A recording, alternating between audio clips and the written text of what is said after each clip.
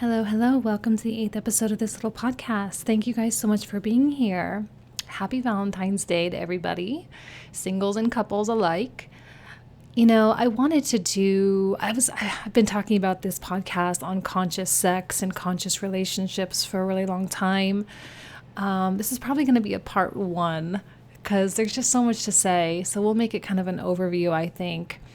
But I was like, how appropriate to do that on a Valentine's Day. I'm also going to be posting this on both channels. It'll be on iTunes and everything. So feel free to check it out on whichever platform you wish. Oh, there's so much to say. I was sitting here kind of thinking and preparing. And I guess let's just dive into it. Like, what is a conscious relationship? What is conscious sex? Well, first of all, we know that consciousness is simply an awareness. And we all know that everyone has different levels of awareness.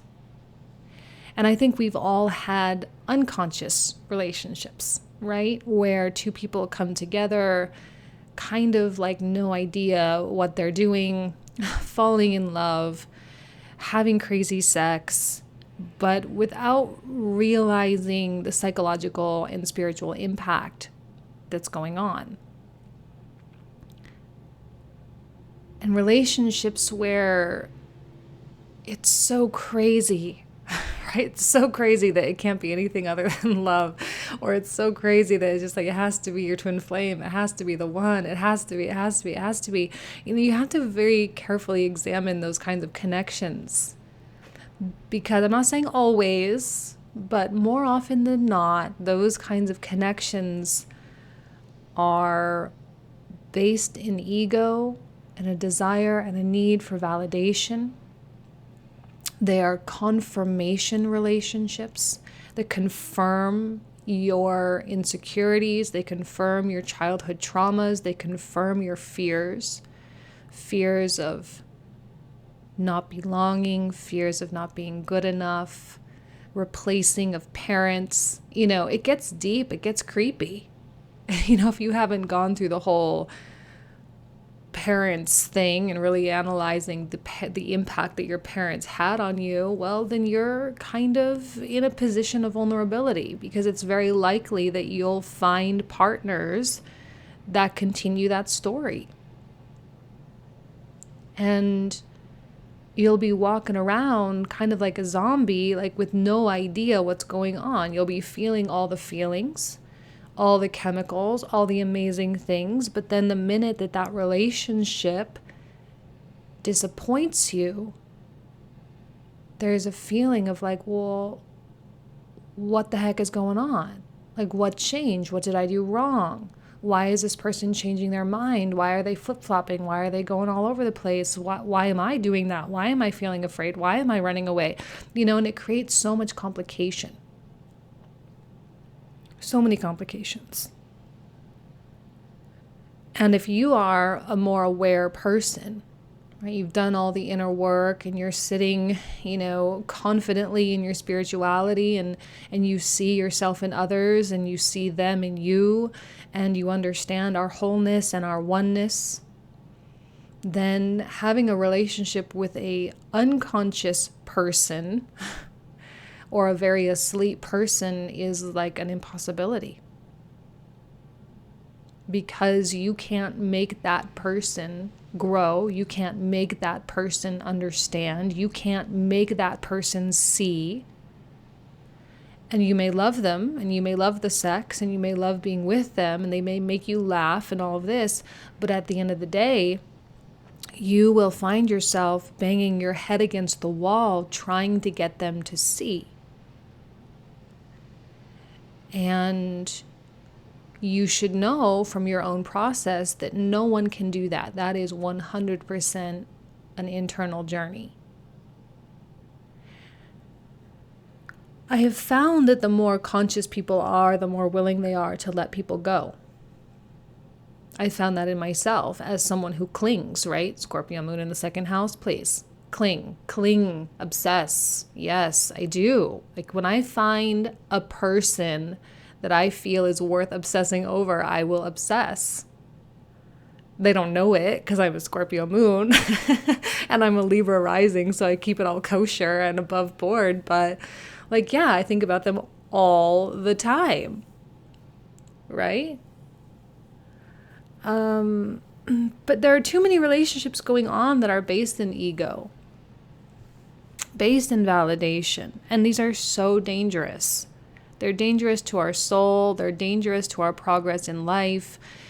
And unfortunately, we're just in a time frame, a time in the story of humanity where this information just is not, it's not, so common. You have to actually go out and search for this information on your own. Thank God we have things like the internet, right? But it takes time. And it takes pain.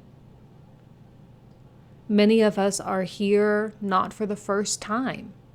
We have a continued story that's been going on and on and on and on for a really long time. And here we are given a very real opportunity to break our karmic cycles. And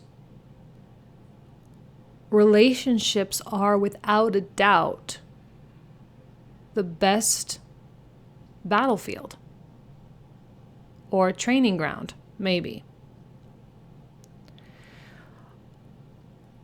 When we find a relationship rooted in ego and rooted in validation, it can tear you apart.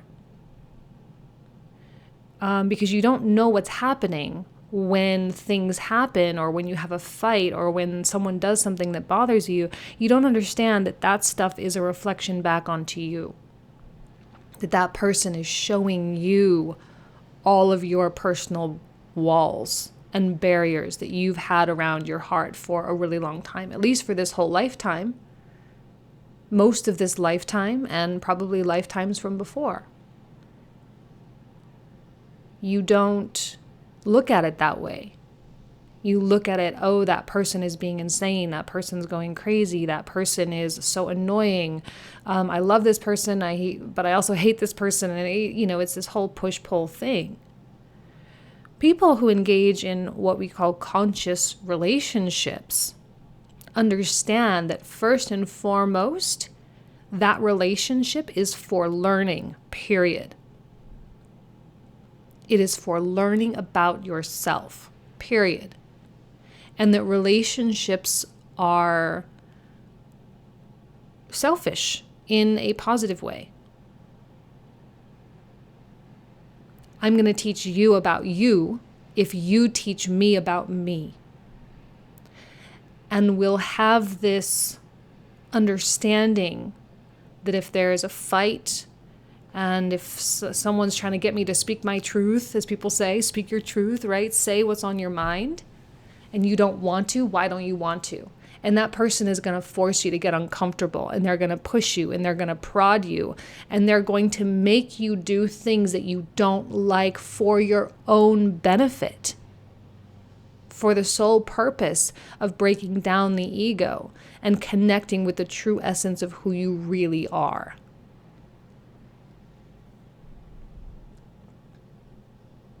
And that's a big task. People seem to be really happy to do it to other people, but they're not happy when people do it to them. So that's the problem, right? Is that there are so many people in relationships who don't like learning. They don't like saying how wrong they were. They don't like saying how scared they are. They don't like saying, oh my gosh, I'm such a child. They don't like admitting their immaturity.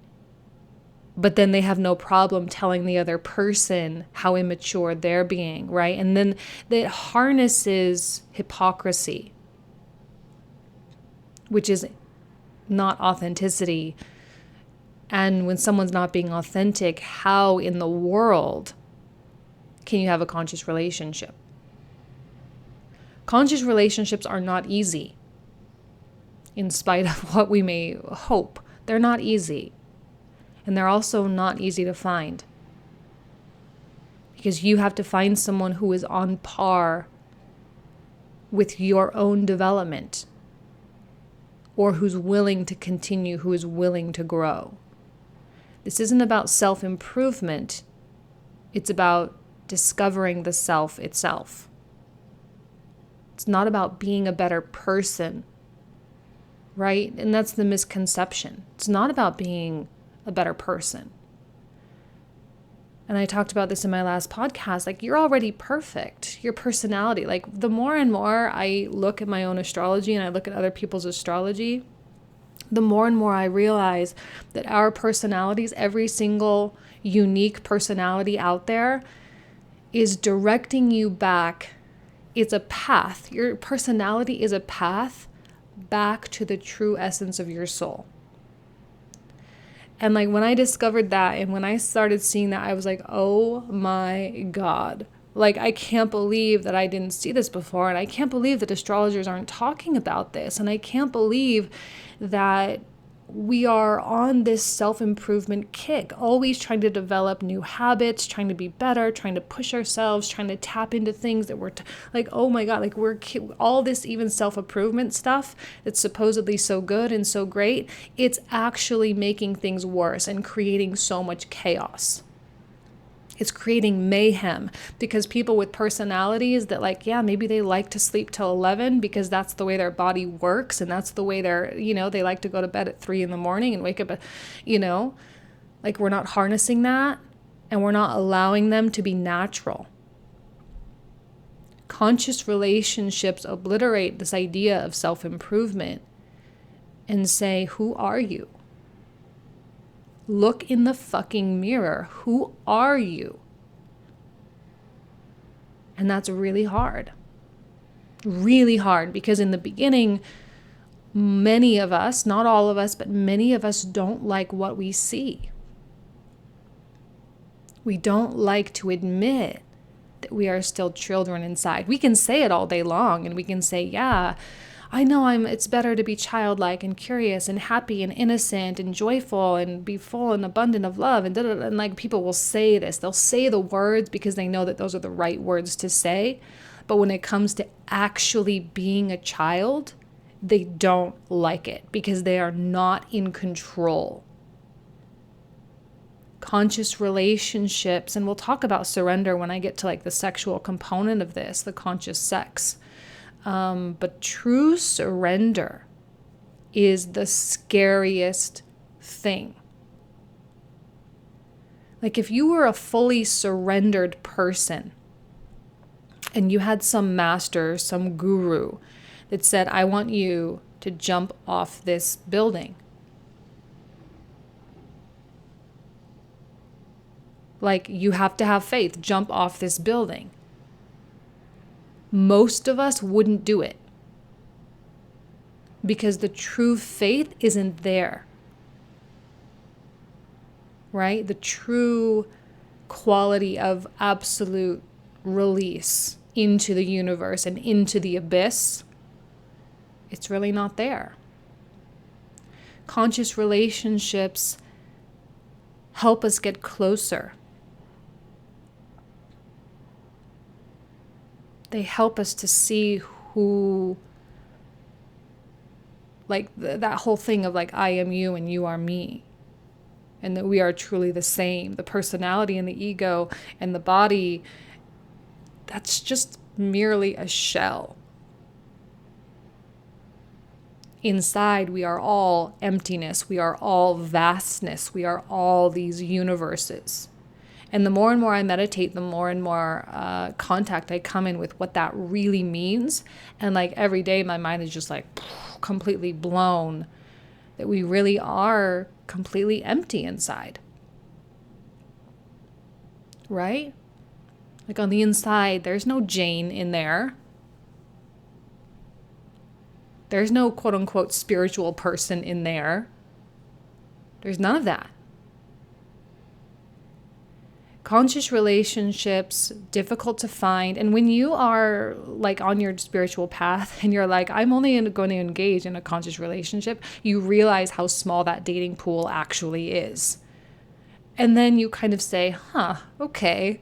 Because like if you get on the apps, Bumble, Tinder, whatever, and it's like left, left, left, because you just know just from the pictures alone, right? Your intuition, you're like, oh dear God, like this is out of control. Like what's happening? It's out of control. And people just have no idea. So the dating pool becomes really small. So you start to say, okay, like I'm happy on my own. Like I think a lot of awake and spiritual people are very happy on their own. And even when you look at the sages and the masters and the lamas, they're not in relationships. They have relationships with colleagues and their own gurus and stuff like that. Like, yeah, they have relationships. But the romance part is so tricky. It is so tricky. Because romance and falling in love is so different than the relationship itself. So when we decide to commingle love and passion with the institutional relationship, it becomes really confusing. Because we all know that passion fades, and we all know that, that's not a surprise. That's kind of like generic content by now. Yeah, the passion doesn't last forever. And when it does fade, what are you really left with? People don't look past that enough. These rose-colored glasses that we wear when we are in love, that's why I always tell people, and it's not to say that people can't get married after like a month and be totally happy for the rest of their life, because it does happen. I know it does.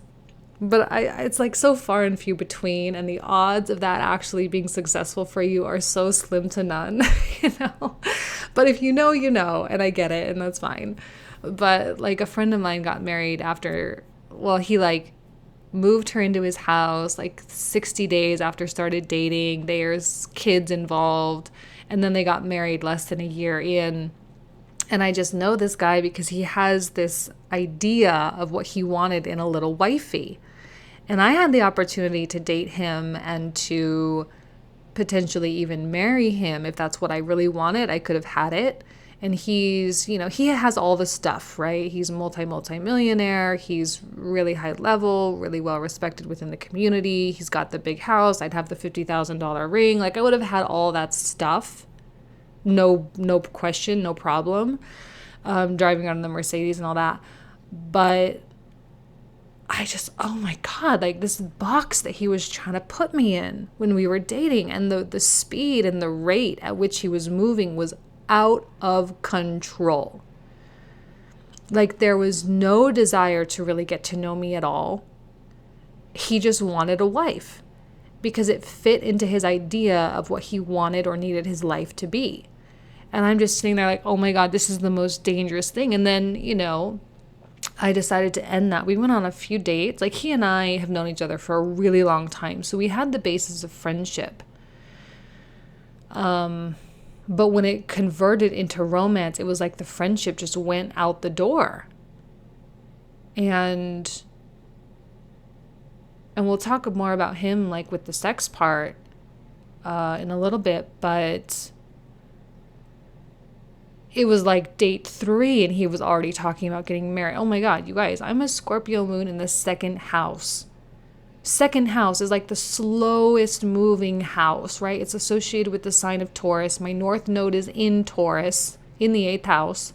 Like you can't push love on me, right? You just can't. And I told him that. I was like, I need way more time than this. And he was just projecting and projecting and projecting. Eventually I was like, you know what? This just isn't going to work. It's just not. It just can't. And after that, a month after that, he moved his baby mama, who was a nightmare. Literally the most evil, crazy woman I have ever encountered in my lifetime. And I'm not even using these words lightly or just to project it. Like, no, she's literally insane. One of the most disgusting people I've ever met, in terms of what she would do to use her child as a weapon to get money. Like it just was like, I just cringe. It makes me so sad that a child was involved, and He moved her back in like within a month because he didn't want to be alone. He didn't want, I was like, oh my God, thank God I didn't do that, because it just would have been so bad, because he was so unconscious. He wanted the wife, he wanted the family, because that is what he was taught to want. And there was no analysis whatsoever as to why he wanted that. That is so dangerous, guys. It is so incredibly dangerous, because the psychological drama that's going to go on like 5 years from now, when that pretty little picture comes crumbling down, because we know that it is going to do that, because that's what always happens. Suddenly something happens and the image and the illusion cannot be sustained anymore. Again, not to say that his new wife, not to say they're not going to be together forever. They might. But it's scary. And when you bring children into it, it's even that much more scary. You need to know how you impact everything and everyone around you with your energy, with your emotions, and with your thoughts. If you have not connected with the witness that exists inside of you, or the watcher, the one that is experiencing all of this, if you have not connected with that, then being in a relationship is hard. It's not to say you have to be in that witness watcher environment all the time. You can still like sink the awareness back in and interact and talk with people. You don't have to be in a meditative state all the time. Obviously, you still have to live your life. But you have to have the power and the know-how of like, oh my God, like, let me get back into this witness awareness. Let me watch what's going on. Let me observe this whole thing. Let's take it high level. That's why Sagittarius is higher or further along the path. I say higher, like higher in number 9, house number 9, than Gemini. Gemini is all about learning how to use the mind, right? Well, Sagittarius has already mastered the mind at that point, and it soars high above, right? Scorpio is the time when the snake sprouts wings, becomes the eagle. Sagittarius is when the eagle is like, oh my God, there's a whole world I had no idea existed, which is why Sagittarius is associated with travel and exploration and adventure, because it's like they feel like they got wings. And they want to see the world. They want to know what the world is all about. And that's how you need to observe. I mean, you need to know how to do that. You need to know how to soar high above the forest to see the whole forest. It's not about the individual trees like a Gemini thing, right? And I say Gemini not per personalities. This is the archetypes. This is the pathway of existence, the evolution of the soul, that whole thing, right? So Gemini sees the trees. It understands, okay, here's the ecosystem. Here's the trees. Here's this. Here's the ground. The sky is up above. Da, da, da, da, da, da, da. Okay. Sagittarius is like, oh my God, this is so big. This is so much bigger than I ever could have thought. And that's the moment. That's why Scorpio is so painful and so intense, because that is the breakdown of that whole thing. It's not actually, I'm actually discovering, I gotta tell you, I've really sat and thought about this for a minute, or for like a long time. I say a minute, but a long time. I sat and thought about this. Scorpio is not more intense than Pisces. Pisces is legitimately the undoing of the whole ego. But with Scorpio, there's still ego involved, right? There's still personality. So you're making your way toward this complete undoing of your ego in the spiritual path. Scorpio is painful. Scorpio is intense, because you do change and you do have that complete shift in consciousness. But it's not the end all be all. It means that the story is still continuing. And So anyway, so you're in this high level, very Sagittarius like soaring, being able to tap into that when you need to, so you can see the whole picture and you can really see what's really going on. I've said this a lot, and I keep repeating it because this is a quote. I have no idea who even said this. It was someone that I was friends with on Facebook. I don't even think I knew the person, like really knew them, but they posted something several years ago that said, the more and more I learn about psychology, the less and less angry I can get at people. And that same feeling goes with your consciousness. The more and more conscious you become, the less and less angry you can be at people, and the less and less you can judge people, and the less, because you see yourself in everybody. And I'm saying everybody, even this crazy baby mama woman. Like, yeah, I get it. Like, I get where she's coming from. I understand her modality, and you can't judge because she is ignorant. You can't judge the ignorant because they are asleep. They have no idea what they're doing. They have no idea what they're doing to the child. They have no idea what they're doing to themselves and to the world around them. They just don't know. Right? And because you're awake and you're illuminated a little bit, maybe not entirely, but you're making your way there, because you're illuminated, it's not even, you don't even feel sorry for that person, right? You don't even feel bad for them. It's just like they're on their path, period. And there's just complete and total acceptance. But when you're in a relationship and it's, okay, let's come in together, let's learn, let's teach each other, let's show each other, who we really are, it translates into full-on conscious living consciously. And that gets enhanced even more in terms of your health and your environment, in terms of your emotions that you feel, especially if there are children involved. People coming home from work and like really saying, okay, I have to be authentic. And it doesn't mean you have to be happy. It doesn't mean you have to be fake, because kids can feel that, please. Like, they can sense when their parents are being fake, they know. And it's important to like understand the impact between each other, but also the impact with the children in the home. How are my feelings? How are my thoughts impacting my child? How are my interactions? Am I emotionally present? Am I mentally present? Am I physically present? Am I truly being the best that I can be in terms of allowing this tiny little individual, who is an individual person, right? It's not my child. Person is their own thing. Like, we have this thing where, say, this is my husband, this is my wife, this is my girlfriend, this is my kid, and there's an ownership quality there. But the more higher level you get and the more evolved you become, the more you get frustrated with that vocabulary and those particular words, because you realize it's not yours. Nobody is yours. Nobody can be yours, not even your child. You may have created the child or given this particular child a pathway into this life, but it's not yours. You may be responsible for its care, but it is not yours. And so when you start realizing, like, wow, this is their own person, and they're going to have to be an adult someday, and they're going to have to be an individual, you start taking more care with the words you choose to use and the things you choose to teach your child, and where you decide to put your child when you're at work, Like, it's this public school system.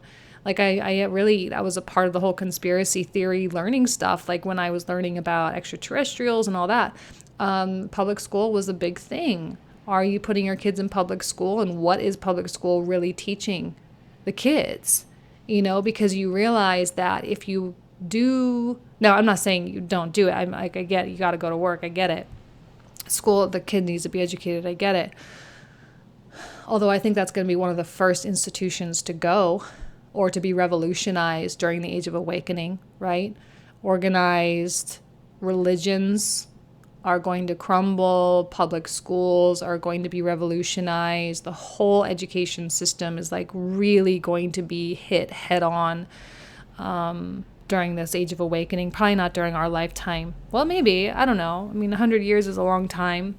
80 years is a long time. A lot can get done with the way that the world is evolving. So we'll see. But, And how is that education, that particular education, shaping my child? Right? You're so aware of everything. If I take my child to this city or to this place and this person, they see this billboards and they do this and that, it's not that you want to protect your kid. It's that you want to ensure that this child still knows, like, well, this is the world and this is the way it is versus this is who you are. And don't ever let the world tell you who you are. Just because you see an ad or you're on the internet and you see certain things, and it doesn't mean that that's reality. It's not reality. And being aware in that manner as well. And one of the things that I love, love, love to hear parents say, like, this just warms my heart so much, is like, my kid teaches me so much. I love hearing that. My kid teaches me so much. Because then your kid becomes your teacher too. Not only is your significant other your teacher, but your kid is your teacher too. Your child. Everything becomes your teacher when you are a conscious person and when you are striving to be more and more conscious and more aware. And that comes to sex, right? We talk about children, we talk about life, we talk about sex. It's all connected. And I did a weekly bump once when I was in Serbia, where I kind of talked about an experience that I had when I was in Miami in May of 2018. And I'll reiterate a little bit of that here. I went to Miami to visit one friend in particular. A couple of friends were down there. The Italian guy that I always talk about was down there too, and he and I met up for dinner. But I was there mostly, I was alone a lot when I was there, just kind of walking around, because I love Miami, I love South Beach, so it was fun to just be on the water and to be in that city with all the vibe, you know. And just walking around, though, was so gross. Like, I felt so violated.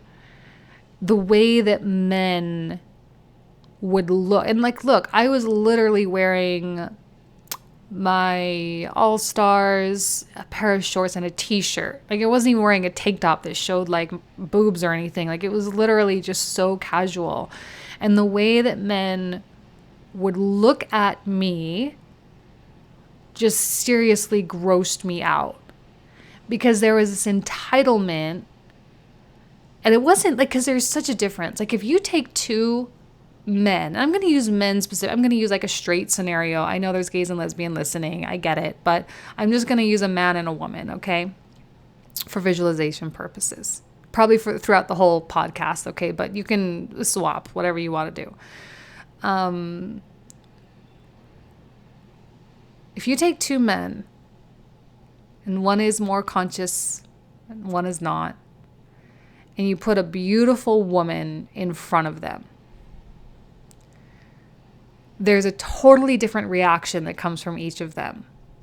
The more conscious man looks at that woman and has a true sense of appreciation for her.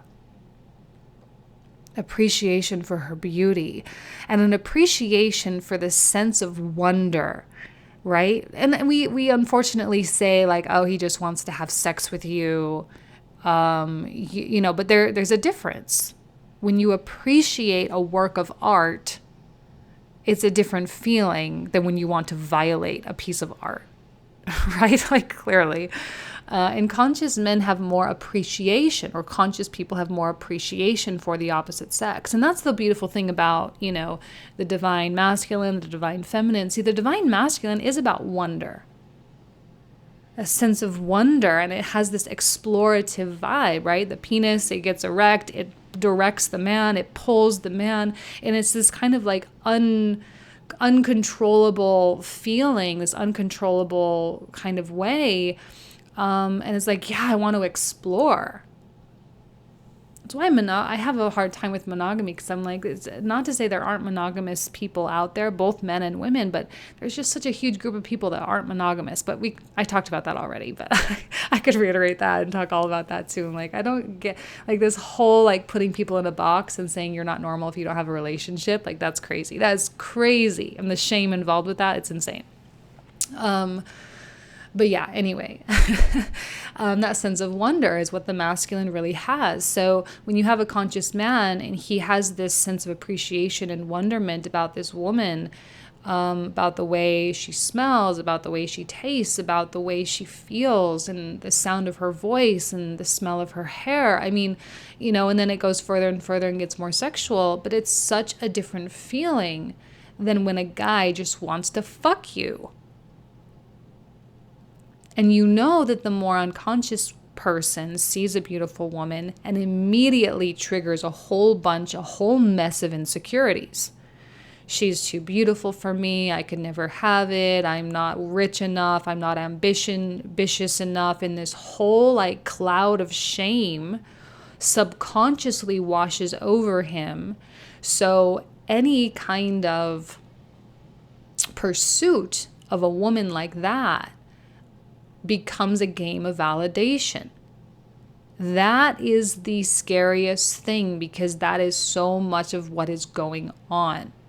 And that's what I felt in Miami. I would be walking down the street and men who are driving their cars, right? Of course, they have their, validation cars, would lean over the empty passenger seat to knock on the window or roll down the window to try. I don't even know. It's like honking, right? What's a girl supposed to do when a guy honks at her?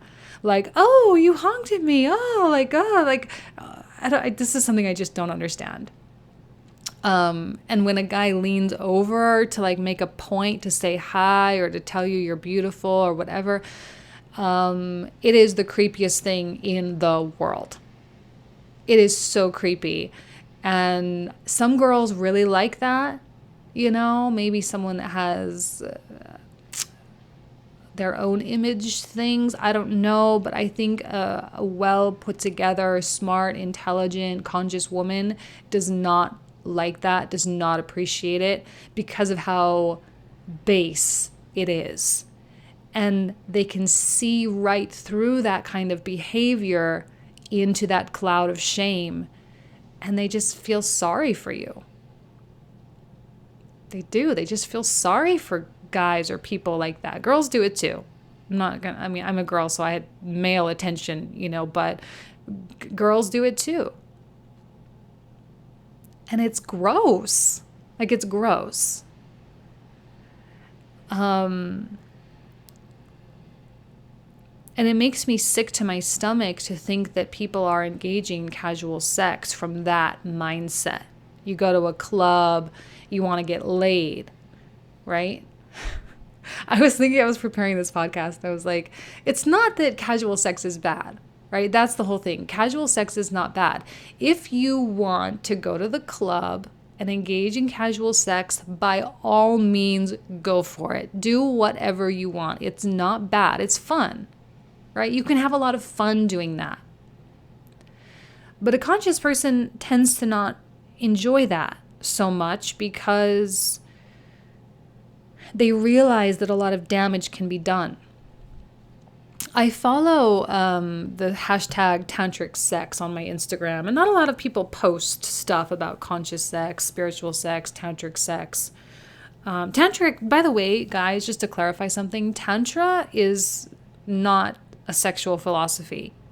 Sex is part of it, but Tantra is extraordinarily high levels of yoga philosophy, by the way. So where yoga ends, Tantra begins.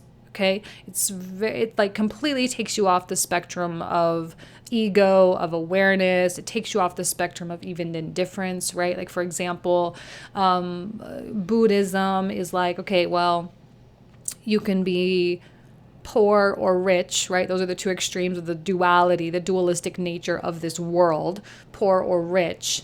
Buddhism kind of keeps you indifferent to those. Well, even the concept of indifference is relative to that polarity. To be indifferent, you must be indifferent against something. Tantra says there's nothing, right? So it takes it a step further. So just so you know, that's kind of what Tantra is. So there is a tantric component or a sexual component to Tantra, and it has to do, again, with your psychology and your mindset and your awareness and your soul. So I follow the hashtag tantric sex on Instagram. And there was this picture that came up with a big long description. I don't have it in front of me, so I'm not going to read it to you. But the image was of a woman laying on her back, her legs spread open, and going down on her was like a demon. And the whole kind of thing was like, you need to be aware because you have no idea what kind of energy this person is bringing into you. And you have an exchange of DNA, right? Through kissing, through fluid exchanges. You have being in someone else's auric field. And you realize and you learn that you absorb other people's energies. And that image is like burned in my brain now because I'm like, oh my God, how many demons have I had sex with? Like, I haven't had sex with that many people, but I know that I've had sex with some pretty like low level consciousness people, right? Because that's what I was. I was like that too. Like, I was a demon to other people too. So I know that people, more advanced students of this stuff, they don't enjoy sex with just anybody, and they carefully vet their partners because they're like, if I am going to be exchanging fluids and DNA and auric fields and aligning my chakras with someone, it's going to be with a kick-ass someone. So going to the club and doing that whole thing doesn't usually sit well with people. And there's no judgment, right? Like I said, by all means, go for it. It's fun. Have a good time. But if you're truly serious about growing and advancing your spirituality, then that's like the first thing to start paying attention to. And there's a reason why I look to Russell Brand. You guys know the comedian, actor, British guy. I look to him a lot because I love how his journey happened, right? He was caught up all in the whole fame thing, drug addict, sex addict, alcoholic, orgies. He was like a hot mess. And when we say that he, quote unquote, reformed, right? All it was that he just woke up and he realized that not only was that just not satisfying, which I think many of us can get on board with, like, yeah, okay, it's not satisfying. It doesn't make you happy. Okay, yeah, fine. But he started taking responsibility of himself. And he started taking responsibility for the damage that he caused other people. Because when people are we can step out of our own our own psychological trauma. We can just step out of it. And we can just all of a sudden come to a point of deciding to not let that stuff bother us, to not let that stuff hinder our path, our life. We can definitely do that. But it takes like learning about what's wrong in the first place. So you kind of have to go through this period of, oh my God, I'm so fucked up. I'm so messed up. I've got this, I got that, I had this, and play the whole victim for a while. But then eventually you're like, it doesn't matter. It just doesn't matter. But some people are still so lost in their psychological trauma and their whole fucked up mindset that engaging in casual sex with a demon or with someone who has their own kind of stuff, it just makes it so much worse. Combining energy with someone who is just as messed up as you and who just has all of their stuff just oozing out of them, it just makes it worse. And that's the problem. Casual sex is neither here nor there. There's no judgment against sleeping with someone you barely know or that you just met that night. It's fine. It's the energy and consciousness that you bring to the experience. Like I was thinking when I was kind of preparing my notes for this, I was like, I feel like, let's take, for example, a woman, a 40-something-year-old woman who has been through the divorce, has the 2 kids, is really successful in her career, and she's done all this, she's done the whole thing. If she wants to have a casual sexual experience, it's not going to mess her up because she's already made her way through that whole thing. And if she wants to have sex with like a demon, fine. Like, she can and she will, and it won't affect her. It's not going to impact. She's just going to be like, oh, thanks I had a good night. Bye. And she's just going to go and continue on in her life. And like all the more power to her, right? There's no attachment, there's no nothing. It's just, I just really wanted this beautiful sexual experience. Great. That is also not a problem unless she is causing psychological damage to the person that she was with. Then it's a problem. Do you see? It's very intricate, and two people have to be completely on the same page. Usually when a woman has sex with a man, it's not so psychologically traumatizing, right? It's like whatever. Yeah, it's what happens with guys. It's the scripting and the narrative that we give to guys versus the scripting and narrative that we give to women. You know, I mean, the narratives that are being fed to men and women, especially in America, I mean, they're so different. And that causes a problem. So for a woman to want to have sex with a man casually, that's fine, it's no problem. But for a man to have sex casually with a woman, that can be a problem, especially if that woman is, you know, not as experienced in life and whatever. It's an advantage, it's a game. There's a winner, there's a manipulator or something. It kind of comes off creepy like that. I know, I'm being really generic. Every situation is different. Every individual experience needs to be judged individually. I get it. I'm just generalizing.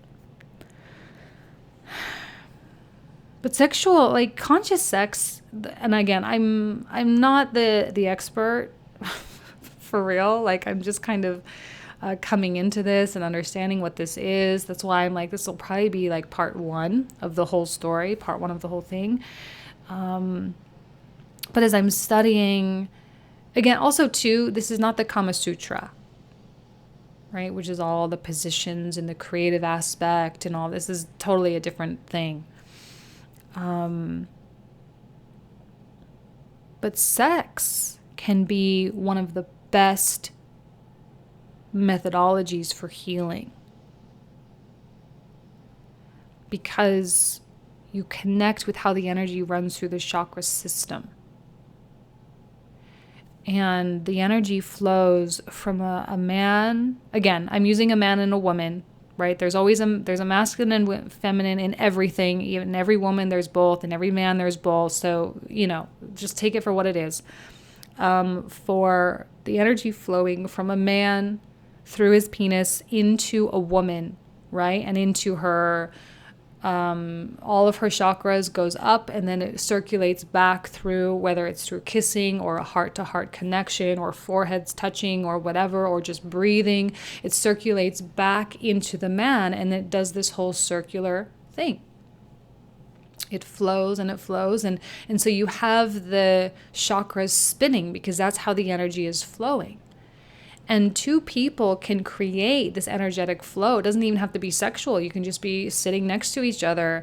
The most like sacred, or I forget the name of this, but the most sacred position, and I'm going to try to describe it. So if you picture a man sitting up, right, on the floor, on the bed, and he's got his legs kind of in a triangle position where the bottoms of his feet are touching each other. So his legs aren't crossed, but the bottoms of his feet are touching. So it's creating kind of like a triangular shape. And then the woman gets on top of him and creates the same shape with her legs around his waist, touching the bottoms of her feet, creating her own triangle. Well, this is the Star of David shape, right? The very sacred essence of the universe, creation, the black space, or the dark matter, right? The sacred geometry of which the entire universe is constructed. And in the center of that vector equilibrium is where the penis and the vagina come together. And they make the center of that sacred geometrical shape. That's why that position is so, you see it so often with the artwork, you know, even the Kama Sutra artwork. That's like the number one position in Tantra. That's always the position that everyone's taking because it is the most sacred, because it is recreating the creation of the universe, which makes sense because you're engaging in the process of creating life itself. And I said this before, and I'll say it again. We need to stop disassociating sex with babies. They are the same thing, right? They are the same thing. We need to stop this disassociation. Sex is making babies. Now, you don't have to make a baby every time, obviously. You can still wear a condom and do whatever you got to do. It's fine. But to understand that that is what's happening and what a freaking miracle that is, and to understand. See, the thing that's crazy about that is it's not even like the woman creates a baby, like a man and a woman create a baby. Like, no. The sperm comes and, fertilizes an egg. But at that point, your job is over. At that point, life takes over. Like, they still don't even understand how this happens. They still have no clue. Well, we do, right? Because it's like, well, that's life, man. That's God. That's the universe. That's the life force happening full on. Life wants to be created. So when you engage in a sexual experience, you are engaging with life itself. Do you see? Do you understand? Life and sex are the same thing. And if you do that irresponsibly, you can mess with the system, and you can mess with your whole vibe. One thing I love about conscious sex is the essence of worship and honor and respect. When a woman respects the power of the masculine. There's even like images and artworks of like women worshiping the penis itself, right? That phallic symbol is so empowering for a woman, because it is through that phallus that she then can create life, and she knows it. And then the man worshiping the woman for her, it's so funny to me how the Hindu and Indian culture, like, they birthed the Kama Sutra, but yet there's still so much shame around the feminine.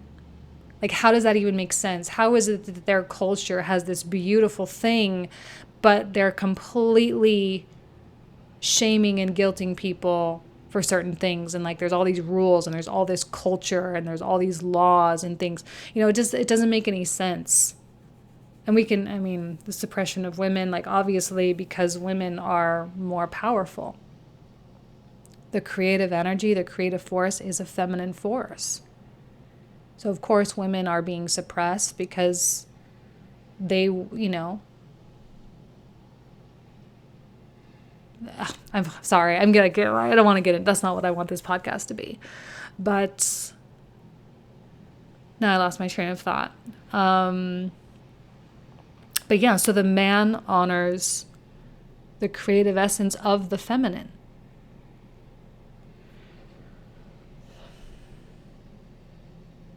And there is love.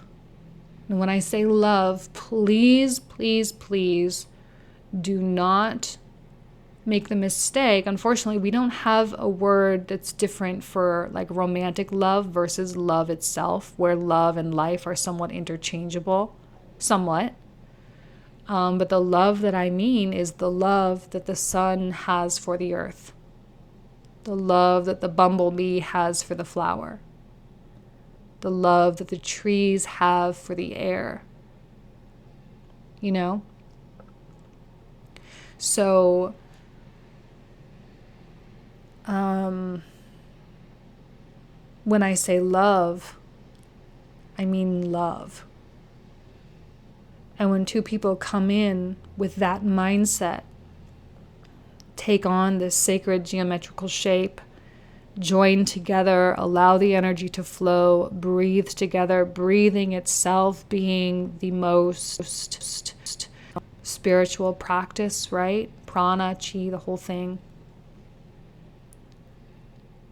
And engaging in complete surrender. Sex is one of the only times that we truly surrender to our bodies. We truly surrender to the religion of spirituality, where we completely let go.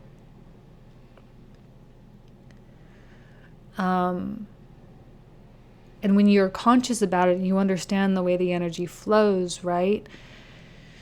you start, you know, you start breathing heavy, and you start making sounds. And, these things are the way the energy moves up from the root, the bottom, up through, like you start breathing heavy. It's sitting in the solar plexus, in the heart chakra area. The energy, it's like, where the energy is being redirected, you're pulling the energy up. When you start making the sounds, it's being pulled up into the throat chakra.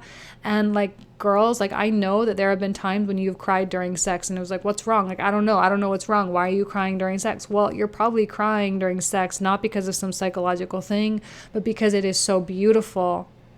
And that energy has made its way into that third eye chakra. You've pulled it up. You've engaged that energy so legitimately. You've engaged with that energy and you've pulled it up so high. Like, that energy wants to escape out the top of your head. And when the energy escapes out of the top of your head, that is when you have what we call an orgasm with the universe. Right? And so when you cry, it's not that you're crying about anything specific. It's because that energy has nowhere else to go. It's trying to escape. Right? And so, like, even crying is a beautiful thing during sex. Not like full on, like, oh, that's a whole different thing. But like a couple tears, it's like, yeah, because it's so beautiful. And I know some women out there have had that. Like, I've had that happen to me before. Like, as an example, I met this guy right before I left Bali, and I've mentioned him a couple of times. Like, he was kind of weird. Like, I knew he wasn't good for me. He was just like my ex. I knew he was narcissistic and all of that. But for whatever reason, like, I think he was just doing his own thing, and I had just gone through what I'd gone through, and I was ready to leave Bali. I was like, get me the hell out of here. I'm so sick of this place. I want to go to Europe. Get me back to a first world country, where the internet works every day. And I met this guy. And it was one of those things where you just instantly connect. But I was evolved enough at that point that I knew that it didn't mean anything and that detachment was really important. But we did have sex. And the second time we had sex, he stopped in the middle and was like, this is so weird. It feels like love. I was like, I know, I was thinking the same thing. Because the first time we had sex, it was so intense that I didn't want to do it again. Like, I was like, I don't want to see you again. Like, I don't know, like, why did I feel all this? I barely know you. And then we, like, I don't know, it was like a week and a half later, I was like, he wanted to see me. He's like, yeah, okay. So then we did again. And that's when he said it. And that was the moment that I understood the difference, right? What love really means and what love really is, because I felt it. Like, that sexual experience will forever be, without a doubt, like the best sexual experience of my life, because of the way the energy, how fluid it was and how much ecstasy we both were feeling. See, you don't have to know someone to have this feeling. You don't have to have a relationship to have this feeling. This is creation at its finest, right? And it's just the way nature, it's natural. And I think that's one of the things with him too, was I was in my most completely natural state. There was no pretense. There was no hiding. He knew all my stuff. We talked a lot. We really had a connection. But there was no attachment at all, and it was just so free that I felt free to let the energy flow. And like, women, I'm gonna, again, this goes both ways, but I'm mostly speaking to women. Like, I know women that you've really liked a guy or a person, and you've had sex with them, and you wanted to give in sex, not by pleasuring them, but like, you wanted to give your energy. Like, I know that you've had a situation where you just want to let it flow because you're so into them, but there's a reason why you don't, right? You let that energy get stored inside of you. It's very unhealthy to do that, by the way. But you don't give that person that energy, because when your energy is trying to flow into them, it's hitting up against some blockages and they don't want to receive the energy. and you can sense it, you can feel it, so you hold your energy back. It's so subtle, but it's so, like, you can perceive it so well. You can feel it, you can sense it. Like, you know when the energy is flowing, and you know when it's not. Like with that Italian guy that I talk about all the time, his and I sexual experiences were good, like from a physical standpoint, because he was like really technically skilled, right? He has got his Mars in Virgo, technically skilled, yeah. But there was only a couple times, like we met up in London once. Sorry, let me do something. We met up in London once. He hated London, but I was like, hey, I'm going to be in London. Will you fly up, and, we'll have like a couple nights together. And this was like in 2015, I think. And he said, yeah, sure. So he flew up and met me in London. And I think there was something about him being out of his realm of control, being in a city that he really didn't like, which I don't like. Why? London is awesome. I don't get it, but whatever. Being in a city he didn't like, in a hotel that he didn't pick, he was completely just kind of in the dark. And I think his vulnerability allowed him to break down his barriers, because that was like the only time, like, I talk about him a lot because I had an emotional attachment with him that's carried on. It carried on for a long time. Like, I'm finally getting over it, but like it carried on for like way longer than it should have, right? Scorpio moon, Taurus, all that. And our energy was fluid. And I was like, well, why wouldn't that have happened every time? Well, because when he's in a place of his control, when he, understands what's going on, and when he's not feeling vulnerable and he's feeling strong, like, he can control his energy. He can keep it from coming through. So he's blocking the energy from a person that he's with because he doesn't want it. And I was thinking about it with this one guy specifically, but it may resonate with some of you. Like, when someone is so steadfastly set in their identity of being single, being a playboy, whatever their whole idea is of what they think they are, it's not that they don't want to give their energy and fully experience the whole sexual experience. What it is that they don't want to receive, because they know that the person that they may be receiving from is going to misinterpret what that means. Because I know I would have misinterpreted. I would have been like, oh, it's love. We have to be in a relationship now. Because that was my understanding at the time. Some people misinterpret the fluidity and the flow of energy as meaning that this is my forever person. It can be, but it doesn't have to be. You can have these beautiful sexual experiences and be detached at the same time. That is one of the fallacies. We have these amazing, incredible things and this amazing ecstasy feeling of absolute surrender, and we feel safe with someone enough to just completely let go and to be everything that we truly are, tapping into our truest feeling of authenticity. And then it's like immediately, okay, this is the one, and I want to lock them in, and I want them to be my husband or my wife, and to be my girlfriend. I want to have this experience all the time, all the time, all the time, all the time. I don't want to ever let go. And it just kills the beauty of that. Because the beauty of life is its spontaneity. The beauty of life is the moment to moment. The beauty of life is the lack of clinging. Like, you don't see, when you look at nature, all the lessons you can learn. And one of the lessons that I've learned recently is like just the acceptance and the stillness, and the lack of judgment on a moment-to-moment basis. In this book that I'm reading called Tantra by Osho, or I just finished it, he speaks about the mirror, but not in the mirror that we often use, like, oh, look at the outside world, it's telling you something about you. That's a different kind of mirror.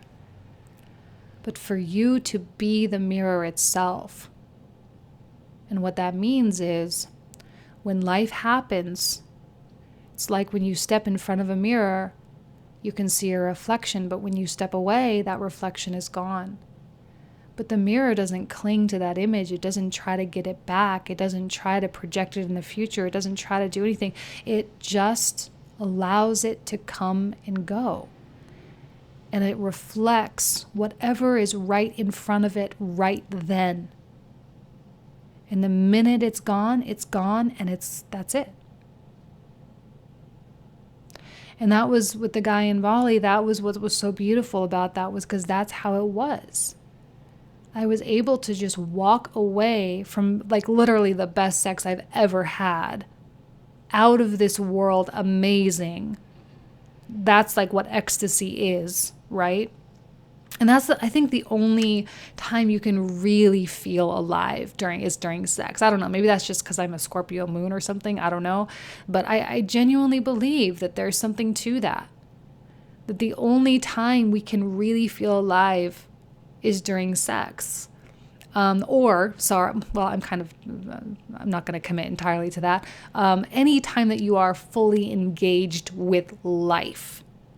So few of us are engaged in life on a day-to-day basis that sex is like the outlet. Some people are engaged with life, right? Like some people truly are like totally surrendered. And those are usually the people that are really successful, right? They really, that's because they're not living their life of trying to get money or whatever. They're people who are just chasing life. And they're riding the wave of life, really, is what's happening. So their life seems to be more easy. They seem to be having more fun. They have way more experiences than you. They're doing this, they're doing that, they're doing all these things. And it's because they have surrendered. When you look at people like that and you're like, oh, if they've surrendered, what could my life really be like? And that's what sex teaches us. Sex teaches us how to give in. Because when you're in that process of having an orgasm, right, you are out of control. You can't stop it. You can't, like, there's nothing you can do. You are at the mercy of your body. And when you apply those ideas to life, your eyes really open wide. And when we come together and we heal, right? Because having that energy flow makes us feel whole, right? Like afterwards, when it's over, you feel so whole. And you're like, wow, like I really feel alive. Well, you're healing yourself. You are actually healing yourself. And when you heal yourself, you are healing a part of the world. You're healing a part of humanity. You're healing a part of life. I don't know if it gets more beautiful than that. I really don't. Sex helps you live more in the moment. What can I say? It teaches us about letting life happen. So as you're sitting here on Valentine's Day, whether you're in a relationship or not, think about this stuff. The hardest part is finding a conscious partner, someone who understands all of this stuff too, who is willing to engage in all of this too, and who really respects your freedom, because really this is all about you. It all comes back down to you. Selfish, a little bit, yeah, but not in a negative way.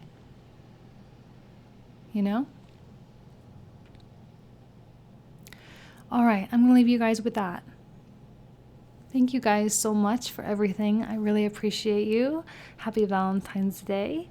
And that's it. Take care. Bye-bye.